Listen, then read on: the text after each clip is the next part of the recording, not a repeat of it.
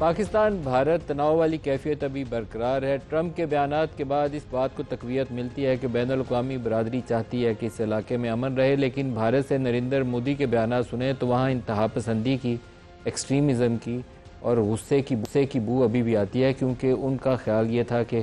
Conventional warfare में जो India को बर्तरी हासिल है, पाकिस्तान को उनके मुकाबले में पल भर को भी ठहर ही नहीं सकता। लेकिन जो हजीमत उनको उठानी पड़ी,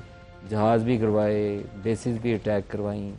जो कुछ क्लेम था कि हम जाएंगे तो छोड़ेंगे नहीं, वो भी नहीं हुआ, दुम दबा के भागना पड़ा, तो वो वाली कैफियत उनसे अभी हज़म नहीं हो रही। तो अभी ये कहना मुश्किल है कि आइंदा आने वाले दिन क्या पैगाम लाएंगे, अमन का पैगाम होगा या ये तनाव बरकरार रहेगा या इसके अलावा कुछ और होगा। एक उससे भी बड़ा मसला जो पाकिस्तान के लिए लाइफ लाइन है, वो है वाटर ट्रीटी, जिसको वो कहते हैं कि हेल्ड इन अबेंस, जिसके ऊपर आज वर्ल्ड बैंक ने कह भी दिया कि कोई एक फरीक इसको छोड़ नहीं सकता, कैंसिल भी नहीं कर सकता। लेकिन पाकिस्तान की हिकमत अमली क्या होनी चाहिए? अभी तक अल्लाह पाक ने जो पाकिस्तान को फ़तह दी, इस फ़तह के मुहर्रिकात क्या थे, इसको बरकरार कैसे रखना है और आइंदा का सफ़र कैसे तय करना है,